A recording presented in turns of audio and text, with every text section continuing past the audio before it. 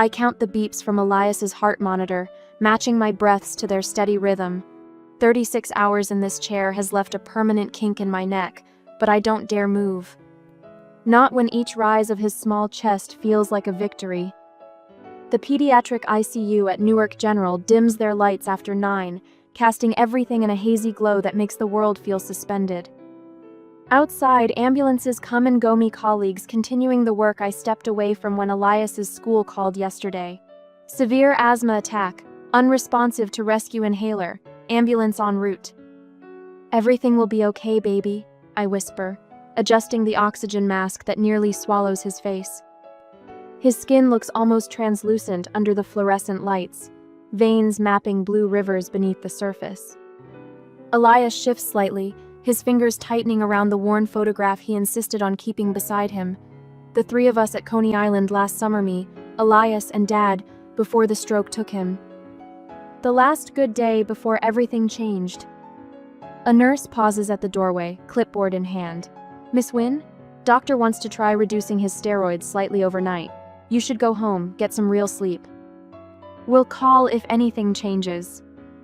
I smile tightly. Home, sleep. Like either is possible when my son's lungs keep forgetting how to work. Just a quick trip for clean clothes. I promise, though the thought of leaving makes my stomach clench. I'll be back before he wakes up.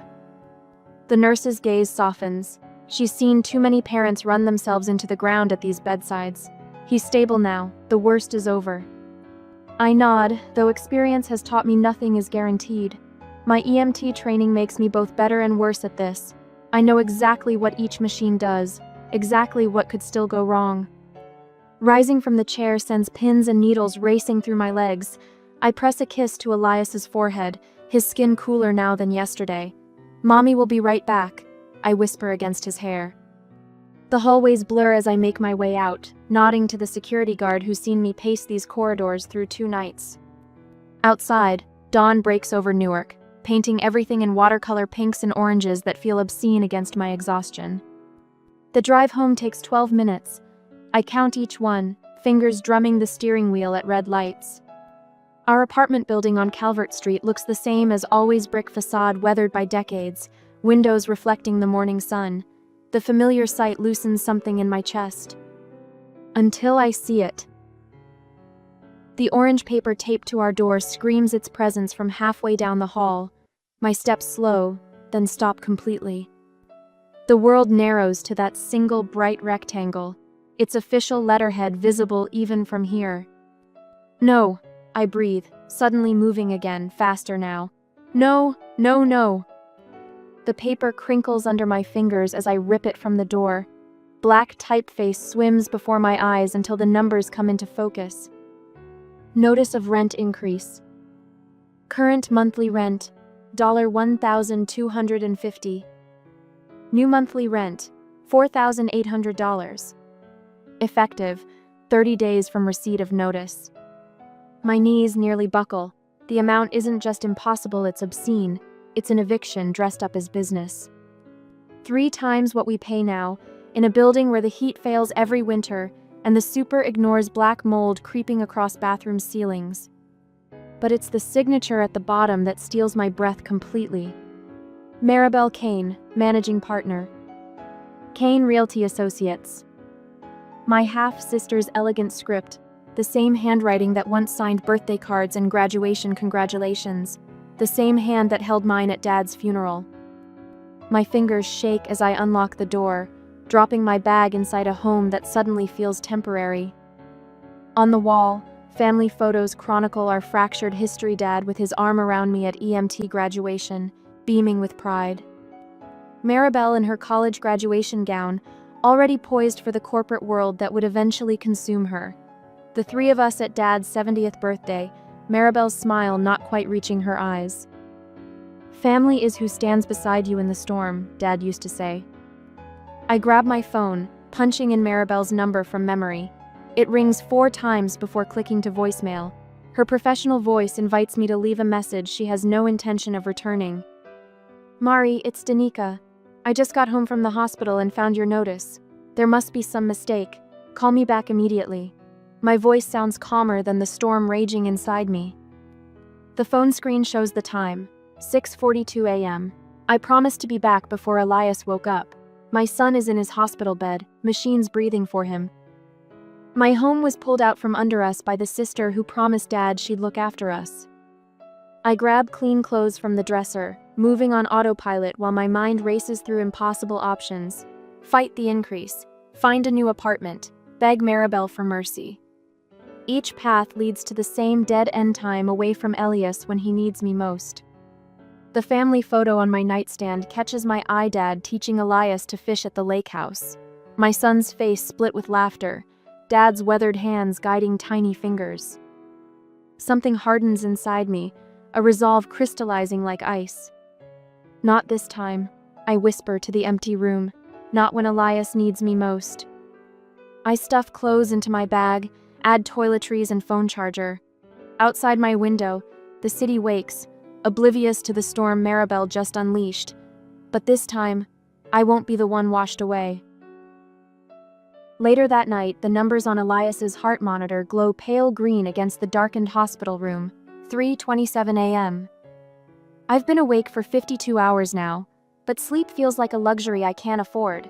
Not with Maribel's notice burning a hole in my pocket, not with Elias fighting for each breath. I pull my laptop from my bag, balancing it on my knees as the chair creaks beneath me. The hospital Wi-Fi connects with agonizing slowness. My fingers hover over the keyboard, trembling slightly from caffeine and exhaustion. Where do I even start? The property management company is in Maribel's name. The rent checks go to her P.O. box. For 6 years since Dad died, I've just trusted. Like a fool. I type William Wynne Estate into my email search. Hundreds of messages populate the screen, most from the months after his funeral. Condolences, insurance papers, medical bills. The digital debris of a life ended. A forgotten message catches my eye. Important, please confirm receipt from Dad's email dated 2 weeks before his stroke. I'd never opened it. My throat tightens as I click. There's no message, just a PDF attachment with a file name of numbers and letters. Legal documents were never my strong suit, that was always Maribel's domain. The PDF loads slowly. Official letterhead from the county records office. Property deed transfer. My eyes scan the document, catching phrases in the legal jargon. Transfer of ownership. 1,426, 1,428 Calvert Street, William Edward Wynne, to Danica Marie Wynne. My breath catches. The room suddenly feels too small, too warm. Full ownership rights and interests, effective immediately upon recording. I press my palm against my mouth to stifle the sound that rises from my chest. A notary stamp sits at the bottom, alongside Dad's familiar scrawl, and a doctor's signature confirming his competence. He knew, I whisper, the words barely audible over the beeping machines. He knew she would do this. I look at Elias, his small chest rising and falling beneath the thin hospital blanket. The oxygen mask fogs slightly with each exhale, so fragile, yet so strong. Just like the truth I'm holding in my hands. My fingers fly across the keyboard, accessing the county tax portal. Each click reveals another layer of Maribel's deception. 6 years of property tax payments made through a company called MLC Holdings. Repair invoices from contractors that don't exist. Building permits for work never completed. A tenant complaint form dated 3 years ago catches my attention. Eleanor Winters, apartment 3B, reporting black mold and collapsed ceiling. The response: owner notified, no action required. Dozens more complaints follow. Broken radiators, faulty wiring, blocked fire exits. All directed to the owner. All ignored. My screen lights up with an incoming text message. Unknown number. Mari, can you confirm the move forward date for Calvert Street? Weber wants to start demolition next month. A second message follows immediately. Sorry, wrong number. Then a third, clearly meant for someone else. She'll never check the deed registry, too busy playing nurse to notice what's happening. My fingers tighten around the phone. The profile picture is tiny, but I recognize the sender, Kyle Jennings, Maribel's assistant, the one who smirked at me during Dad's funeral. The hospital room door opens with a soft swish. Jackson Morrison steps in, carrying 2 coffee cups and wearing his EMT uniform. His overnight shift must have just ended. "Thought you could use this," he whispers, placing one cup beside me. His eyes drift to my laptop screen, then widen. "What's all this?" I turn the screen toward him, revealing the property deed with my name on it. Apparently, I own the building. The whole building. For 6 years. Jackson stares at the document, then at me. "She's been stealing from you for 6 years?" The way he says it's so direct, so plainly brings the reality crashing down. This isn't just a misunderstanding, it's theft, fraud, betrayal by my own blood. The rent, the taxes, the repairs that never happened. My voice sounds strange to my own ears, unnaturally calm. She's been pocketing everything. Next morning, my phone buzzes with an incoming email. Maribel's lawyer, Samuel Weber. "Miss Wynn, concerns have been raised regarding the stability of Elias's living environment. My client feels obligated to address these concerns through appropriate legal channels if necessary. The child's welfare must come first." The words blur as tears fill my eyes, not from sadness, from rage. A soft knock at the door around 8 o'clock in the morning. Eleanor Winters stands in the doorway, her silver hair neatly pinned back despite the early hour. The elderly woman has lived in the building longer than I've been alive. "The nurse at the station said I could find you here." She steps inside, clutching a thick manila folder. "For months I've been trying to reach the real owner about the conditions. Then I saw the news about your boy and I thought..." Eleanor places the folder on the bed tray. Inside are hundreds of photos. Buckling floors, mold-covered walls, exposed wiring, each labeled with dates and apartment numbers. "We all kept records," she says simply. "We just didn't know who to give them to." The social worker appears in the doorway, clipboard in hand. "Miss Wynn, we need to discuss Elias's discharge plan, particularly his home stability." A cold realization washes over me as I look from the social worker to the property deed to Maribel's threatening email. "This isn't just about property," I whisper, my hand finding Elias's small fingers. "She's coming after my son." Jackson moves closer, his presence solid and reassuring. "What do you need?" My gaze falls to my bag, where a blue envelope has slipped partially out. Dad's emergency envelope, the one he made me promise to keep safe. "I need that," I say, reaching for it with sudden clarity. "And I need to make some calls." On the following day, I straightened the thin hospital blanket over Elias for the 3rd time in 10 minutes. His breathing has steadied overnight, each rise and fall of his small chest more regular than yesterday. The doctor called it progress. I call it a miracle after watching his oxygen levels plummet 2 days ago. The morning sun filters through half-drawn blinds, casting strips of light across the linoleum floor. Elias shifts slightly, the worn photograph of our Coney Island trip still clutched in his fingers even in sleep. 3 days in this room has made me intimate with every sound, the rhythmic beep of monitors, the squeak of nurses' shoes in the hallway, the distant ping of elevators arriving on our floor. "Mom?" Elias's voice sounds sandpaper, rough from the breathing tube they'd removed yesterday. I lean forward, pushing a damp curl from his forehead. "Right here, baby." "Can I have water?" I hold the plastic cup with its bent straw to his lips, watching him take small, careful sips. His eyes, so much like my father's, seem clearer today. "Can we go home, Mum?" "The doctor says maybe tomorrow," I tell him, setting the cup aside. "If your numbers stay good, we might go home tomorrow." Home. The word sticks in my throat. The apartment with its bright orange eviction notice. The impossible sum demanded by my own sister. I swallow hard, forcing my face to remain calm for Elias. The sharp click of heels against tile interrupts my thoughts. My spine stiffens before I even turn toward the doorway. Maribel stands framed in the entrance. Designer suit perfectly pressed despite the early hour, not a strand of her dark hair out of place. She clutches a small gift bag with tissue paper blooming from the top like an exotic flower.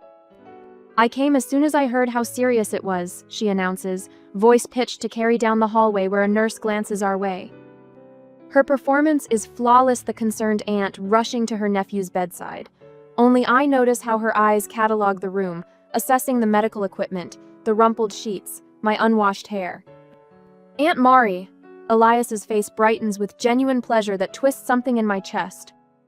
He's too young to understand the eviction notice, too innocent to recognize the hollowness behind her smile.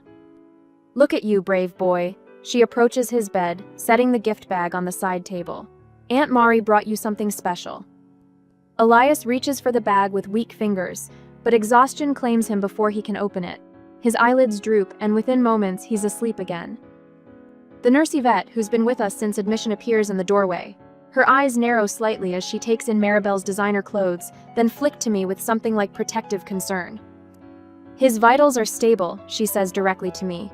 Doctor will be there in about an hour. I nod my thanks, recognizing the deliberate way she's marked her territory, establishing who belongs in this room and who's just visiting. Maribel waits until Yvette's footsteps fade before turning to me. We should talk privately. Her manicured hand gestures toward the hallway. Not a question, a command. I hesitate, glancing at Elias. He's sleeping, Maribel says, impatience creeping into her tone. This will only take a minute. In the hallway, fluorescent lights expose the shadows under my eyes, the coffee stains on my shirt from 3 days of hospital vigilance. Maribel stands tall in her cream-colored suit, gold watch glinting at her wrist, her father's graduation gift to her. I realize with a stab of recognition. I understand this is a difficult time, she begins, voice lowered to a professional murmur. Given the circumstances, I can extend your move-out date by 2 weeks. The words land like slaps. Move-out date. As if I were a tenant behind on rent, not her sister caring for a critically ill child. That's very generous, I reply, each word measured and even. Her smile tightens with satisfaction. I knew you'd understand. You know how hard business has been since COVID. Property values dropping, taxes increasing. The building needs significant improvements to remain competitive. I study her face, the same dark eyes as our father's, but lacking his warmth. Is that what you call tripling my rent while my son can't breathe? Her smile falters just for a second. Danica, be realistic. I've carried that building at a loss for years. Dad never understood business sentiment clouded his judgment. Funny you should mention Dad's judgment. Something in my tone makes her eyes narrow. What do you mean? I found the deed, Mari. 2 spots of color appear high on her cheekbones. For 3 heartbeats, genuine shock renders her speechless. Then her corporate mask slides back into place. That old thing? She waves dismissively. Dad wasn't competent then. You know how confused he was those last months. I stand taller, shoulders straightening for the first time in days. The notary and his doctor disagreed.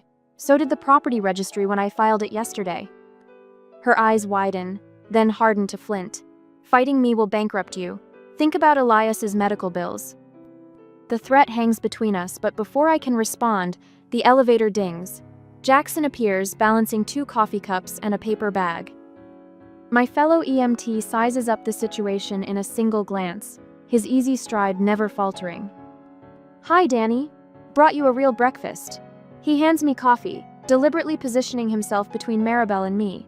The nurse said Elias had a good night. Thank you, Jackson. I accept the coffee, grateful for his solid presence. The elevator dings again. Eleanor Winters emerges, her silver hair caught in its usual neat bun, manila folder clutched in gnarled fingers. At 72, she moves with surprising purpose. Miss Wynne, she calls, ignoring Maribel completely. I brought those building records you requested. All 36 safety violations documented with tenant signatures. Maribel's face tightens. Who is this woman? Your tenant for 14 years, Eleanor answers before I can. Though you wouldn't know since you've never once responded to maintenance requests. Dr. Matthews appears from the nurse's station, white coat flapping as he strides toward us. Miss Wynne, good news about Elias. His lung function has significantly improved. He notices our group and pauses. Am I interrupting? Not at all, doctor, I say. This is my sister, Maribel Kane. Miss Kane, he nods politely. Your sister has provided exemplary care for Elias. Her medical background has been invaluable during his treatment. Maribel's forced smile doesn't reach her eyes.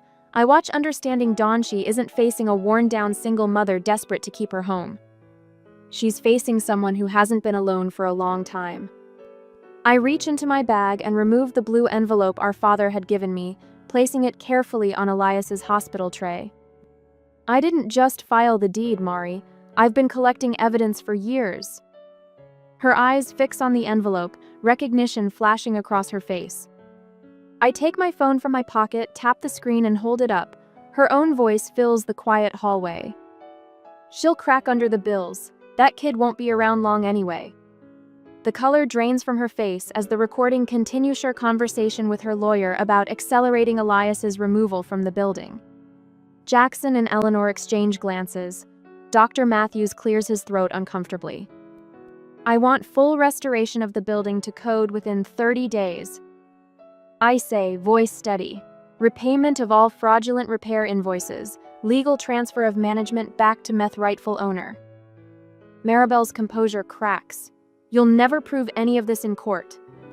I already have. I meet her gaze without flinching. The question is how public you want this to become. Behind us, the hospital room door opens.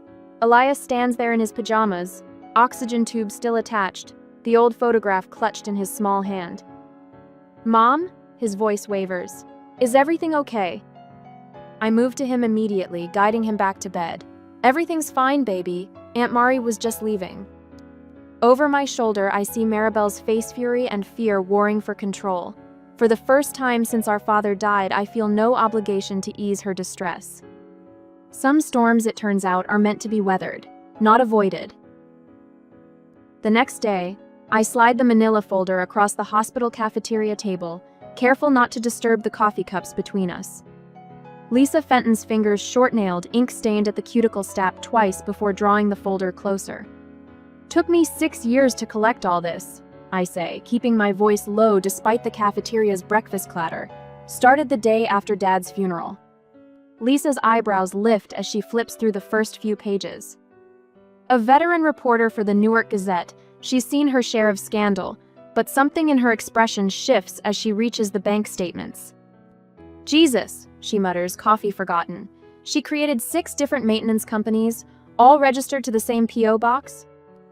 I nod, watching the realization build behind her eyes.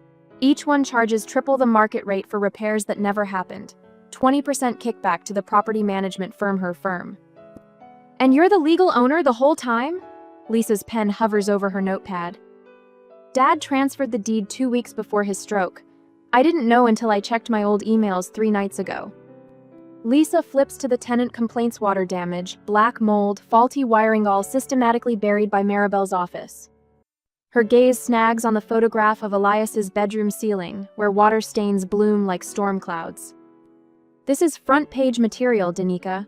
She taps the photos. Corporate fraud, family betrayal, health hazards in urban housing. It hits every nerve. I straighten my EMT uniform jacket, worn for this meeting despite being off-duty. The familiar weight steadies me. I just want what's legally mine, and my son's future is secured. Lisa studies me over reading glasses. Your sister will fight back. Hard. You understand that, right? Before I can answer, my phone buzzes. A text from Jackson.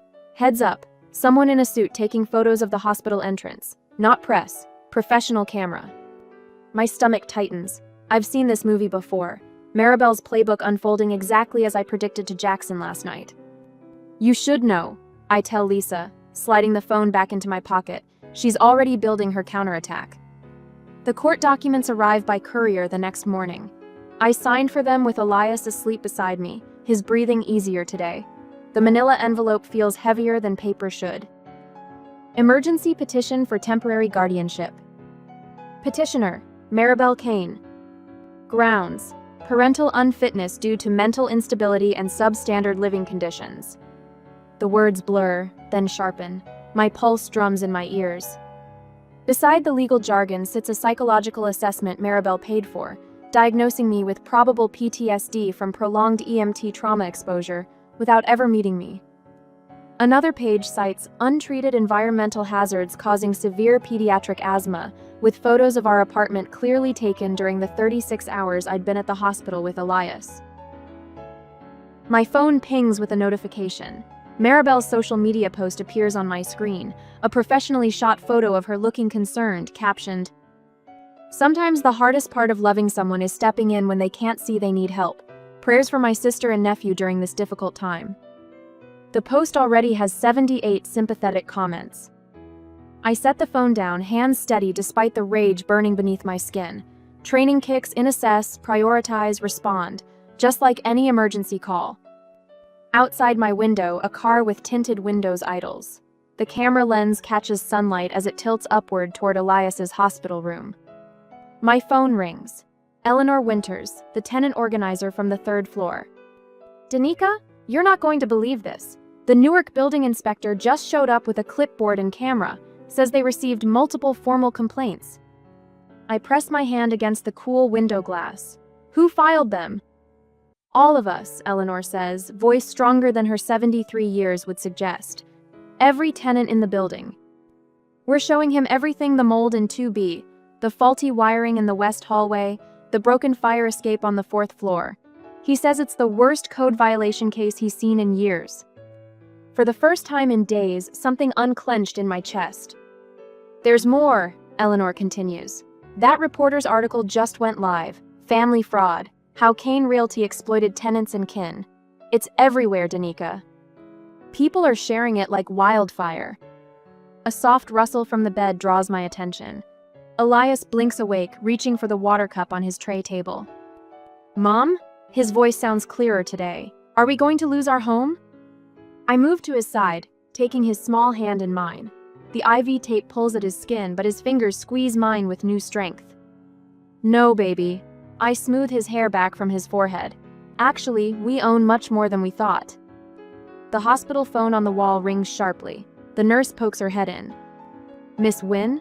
There's a call from Bergman and Associates. Says he's Miss Kane's attorney and it's urgent.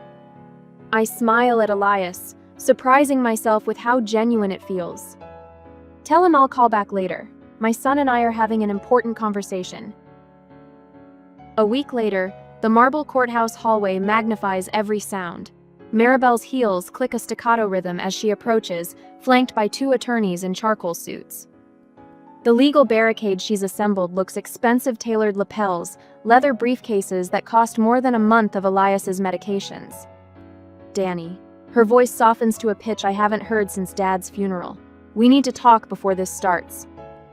I stand my ground, Jackson positioned slightly behind me like a sentinel. The weight of the blue envelope in my bag presses against my hip. Whatever you have to say can wait for the judge. Maribel dismisses her attorneys with a flick of her wrist. They retreat just far enough to maintain the illusion of privacy. This has gotten out of hand. We're family. She lowers her voice. Dad would hate seeing us like this, Danny. The mention of Dad ignites something molten in my chest. Don't you dare use him as a shield. She glances at her watch platinum, new since I saw her last. If you withdraw the complaints today, I can make this custody nonsense disappear. Otherwise, my attorneys are prepared to file a countersuit for defamation and business interference. The courtroom doors open behind her. Eleanor appears, her silver hair neatly pinned, clutching a weathered binder to her chest. The building inspector follows, clipboard in hand. Looks like your time's up, I say, stepping around her. Her fingers close around my wrist. You can't win this. You know that, right? Think about Elias. I do think about him asleep this morning, breathing easily for the first time in weeks. Dr. Matthews watched over him so I could be here. I am thinking about him, I say, pulling free. That's why we're here. Inside, the courtroom's wood paneling absorbs the morning light. The judge, a woman with silver-streaked hair and reading glasses, perched low on her nose studies papers while we settle into our places. Maribel testifies first, her voice honey smooth as she describes my erratic behavior since Dad's death. The photographs her team presents show my apartment during those hospital days: dishes in the sink, medication bottles clustered on countertops, an unmade bed. My concern is only for my nephew's well-being, she tells the judge, dabbing at dry eyes with a monogrammed handkerchief. Her witness parade follows her assistant claiming I called the office in hysterics last winter, a neighbor who heard shouting from our apartment during one of Elias's worst attacks. A child psychologist who's never met my son suggesting environmental instability might be exacerbating his condition. My attorney, a former tenant who took our case pro bono, stands when Maribel's team finishes. Your Honor, I'd like to call Dr. Sarah Matthews. Dr. Matthews enters in rumpled scrubs coming straight from her hospital shift. Her testimony is clinical, precise, outlining Elias's care plan, his progress, the meticulous way I've managed his condition. In 15 years of pediatric practice, she concludes, I've rarely seen a parent as attentive or well-prepared as Miss Wynn. The school nurse follows, then my EMS supervisor who drove through morning traffic to be here. Danica is our most reliable first responder. In crisis situations, she's who we call. The building inspector approaches the stand with photographs that tell a different story than Maribel's black mold creeping across bathroom ceilings, exposed wiring, a furnace inspection sticker expired 3 years ago. These conditions, he states flatly, represent some of the worst code violations I've documented this year. When my attorney opens the blue envelope, the courtroom falls silent. Dad's handwriting fills the first page's statement of intention for the property, dated 2 weeks before his stroke. Bank statements follow, showing Maribel's systematic transfers from the building's maintenance account to Kane Realty's general fund. Then the recording plays. Maribel's voice fills the courtroom. She'll crack under the bills. That kid won't be around long anyway. The judge removes her glasses, staring directly at Maribel. Counselors approach the bench. The whispered conference lasts less than a minute. When the judge speaks again, her voice carries to every corner of the room. I've seen enough. This court dismisses the custody petition with prejudice. She shuffles papers, her expression hardening. Miss? Wynn is awarded full legal possession and management rights to the property in question. Kane Realty is ordered to provide complete financial accounting within 30 days. She pauses, looking directly at Maribel. This court will monitor the defendant's compliance. Additionally, I'm referring this matter to the district attorney for review of potential fraud charges. The gavel strikes wood with startling finality. Across the aisle, Maribel's perfect composure fractures, her mouth opening but finding no words. For the first time since Dad died, I breathe without the weight of her shadow across my chest. The setting sun bathes Newark in amber light as I push open the heavy metal door to the rooftop. 3 months since the courthouse victory, and I still find myself catching my breath at the view not just of the city skyline, but of what we've accomplished. Below, scaffolding hugs the brick facade where workers repaired decades of neglect. The community garden, once a trash-strewn lot, now bursts with summer vegetables. Through the propped open windows, I hear laughter from the tenant association meeting in our newly renovated community room. Mom, watch this! Elias calls, racing across the rooftop without the familiar wheeze that shadowed him since toddlerhood. His cheeks flush with healthy color instead of medication-induced pallor. Careful near the edge, I caution, but my words lack their usual urgent fear. The proper railings installed last month stand firm, replacing the rusted remnants Maribel never bothered to fix. I drag the wooden chair from behind the access door, Dad's favorite, rescued from the storage room where Maribel banished his belongings after the stroke. The worn arms still hold the imprint of his hands, evidence of countless evenings spent watching the city transform from this very spot. What's that? Elias asks, trotting over to investigate. Grandpa's sunset chair. I position it facing west, just as Dad preferred. From my bag, I pull the framed photo of him smiling broadly on this rooftop, his Newark Fire Department cap tilted back. I place it carefully on the small table beside the chair, angling it toward the horizon. The door creaks open behind us. Eleanor appears, silver hair catching the golden light, a pitcher of lemonade balanced on a tray with 3 glasses. The tenants wanted you to have this, she says, placing the tray beside Dad's photo. Celebration downstairs is running long. People can't stop talking about the new hot water system. I laugh. Never thought anyone would cheer about water heaters. People cheer for dignity, Danica. That's what you gave back to us. After Eleanor returns downstairs, I sink into Dad's chair, its familiar contours embracing me like his arms once did. On my phone, the calendar reminder flashes. EMS Supervisor Orientation 8 a.m., the promotion I finally accepted last week, with hours that mean tucking Elias in every night.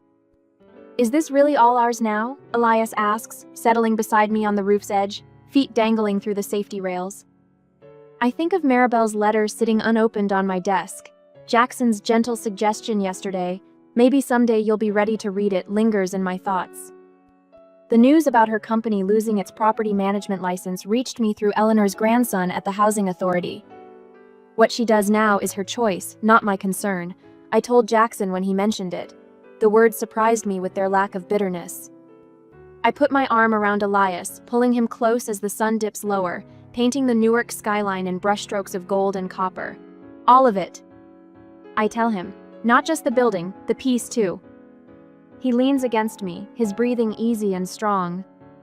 Below us, the building hums with new life, the plaque honoring Dad gleaming in the freshly painted lobby, the mold-free apartments filled with neighbors who now greet each other by name. The sunset burns bright across the horizon, a daily miracle we almost lost the chance to witness together.